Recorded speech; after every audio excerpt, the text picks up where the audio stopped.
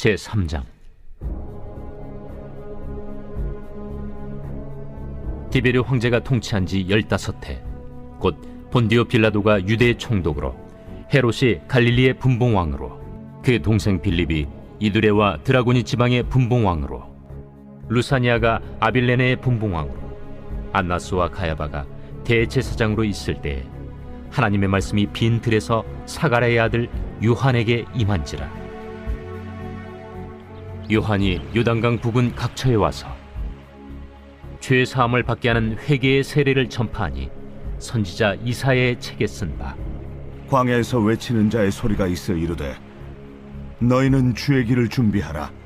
그의 오실 길을 곧게 하라. 모든 골짜기가 메워지고 모든 산과 작은 산이 낮아지고 굽은 것이 곧아지고 험한 길이 평탄하여질 것이요 모든 육체가 하나님의 구원하심을 보리라.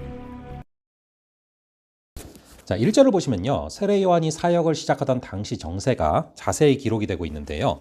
로마가 총독도 세워놓고 유대 땅을 4분의 1로 나눠서 4분의 1만 다스리는 분봉 왕들도 다 세워놨는데, 그러니까 이게 역학관계가 상당히 복잡하죠. 게다가 헤롯 왕이 또 악한 사람이었기 때문에 이게 정치적으로 굉장히 복잡하고 힘들던 그런 시대입니다. 게다가 종교계도 어지러웠어요. 2절에 보시면은 안나스와 가야바가 둘이 대제사장으로 있었다. 원래는 한 시대에 대제사장이 한 명인데 이때는 두 명이 있죠. 안나스는 가야바의 장인입니다. 은퇴는 했지만 배후에서 엄청난 영향력을 행사한 안나스와 그리고 안나스의 뒤를 세습한 가야바가 함께 대제사장으로 있는데, 종교계 역시도 파워게임으로 상당히 시끌시끌했던 상황입니다. 그렇게 겉으로 볼 때는 정치적으로나 종교적으로나 너무나 잡음이 많고 시끄러워서 백성들이 살기가 힘든 그때였는데요. 하나님은 여전히 보이지 않는 그곳에서 역사하시고 일을 준비하고 계셨습니다. 바로 빈들에서 세례 요한을 준비하고 계셨던 것이죠. 우리가 그래서 바라보면요, 눈에 보이는 세상과 보이지 않는 세상이 있어요. 오늘날 눈에 보이는 현실이 아무리 절망스러울지라도 보이지 않는 그곳에서 주님은 여전히 우리를 위해서 일하고 계심을 믿으시기 바랍니다. 사실 말라기 이후에 세례 요한이 나타나기까지 400년 동안 하나님께서는 말씀을 주시지를 않았어요.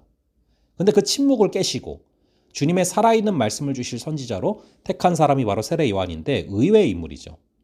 안나스와 가야바가 대제사장으로 있는데 오히려 말씀은 빈들에 있는 요한에게 임하는 것입니다. 그 당시 사람들의 고정관념은 하나님의 말씀은 예루살렘 성전의 대제사장에게 임하는 게 당연한 겁니다. 그런데 성전도 아닌 빈들에서 대제사장도 아닌 세례 요한, 굉장히 젊고 아무도 알지 못하는 그런 인지도가 거의 없는 세례 요한이라는 인물에게 하나님의 말씀이 떨어진 것이죠. 이것은 하나님께서 그 당시 기득권으로 무장된 종교 질서를 깨트리시기 시작했다는 거예요. 예수님에게서도 그런 모습이 많이 나타나지 않습니까? 영적인 권위와 정통성은 사람이 만들어낼 수 있는 게 아니라 하나님께서 위에서 부으시는 것이죠. 분명히 대제사장이 2명이나 있는데 하나님의 말씀은 빈들에 있는 세례 요한에게 임하고 그에게 사람이 구름대처럼 몰려가는 것이죠. 냉방과 난방이 잘 되는 화려한 성전은 텅텅 비는데 그 불편한 빈들로 사람들이 구름대처럼 몰려가는 것입니다. 이걸 어떻게 설명할 수 있습니까? 하나님은 인간의 제도와 틀과 건물에 구속되지 않으십니다. 기득권에 매이지도 않으시죠.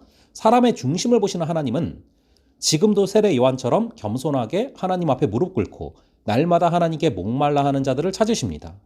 우리 모두가 세례 요한처럼 쓰임받을 수 있기를 간절히 주님의 이름으로 축원합니다. 그 세례 요한의 메시지가 무엇인가? 이게 4절부터 나오는데요. 선지자 이사야의 책에 쓴 바 광야에서 외치는 자의 소리가 있어 이르되 너희는 주의 길을 준비하라. 그의 오실 길을 곧게 하라. 자, 요한은 주의 길을 준비합니다. 주님께서 오실 수 있도록 길을 곧게 합니다. 우리 역시 말씀이신 그리스도께서 날마다 우리 심령 가운데 오시도록 우리의 마음을 곧게 해야 되는데요. 5절에 보시면은 모든 골짜기가 메워지고 모든 산과 작은 산이 낮아지고 굽은 것이 곧아지고 험한 길이 평탄하여질 것이요. 마음의 말씀이 임하는 길이 고속도로가 되려면은 골짜기가 메워져야 됩니다. 골짜기는 열등감이죠.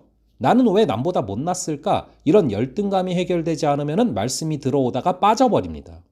이 열등감의 골짜기가 메워질 수 있기를 간절히 바랍니다.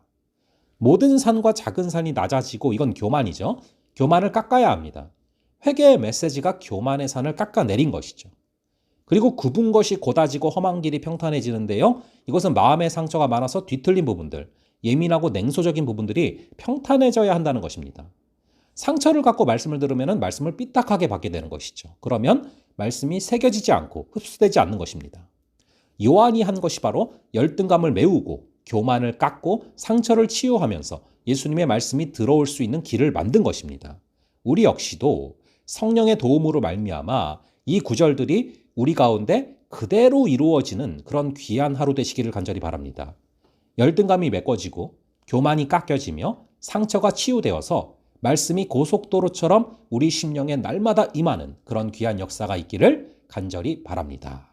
자, 그러면은 잠시 기도하겠습니다. 아버지 하나님, 오늘의 말씀을 통하여서 이 영적인 권위와 정통성, 사람이 만들어낼 수 있는 게 아니라 하나님께서 위에서 부으시는 것임을 다시금 바라봅니다. 아버지 하나님, 사람의 중심을 보시는 하나님은 지금도 세례 요한처럼 겸손하게 하나님 앞에서 무릎 꿇고 날마다 하나님을 목말라 하는 자들을 찾으시는 줄을 믿습니다. 우리가 그런 자가 되게 하시고 하나님께 쓰임받는, 붙들림받는 그런 우리가 되게 하여 주시옵소서.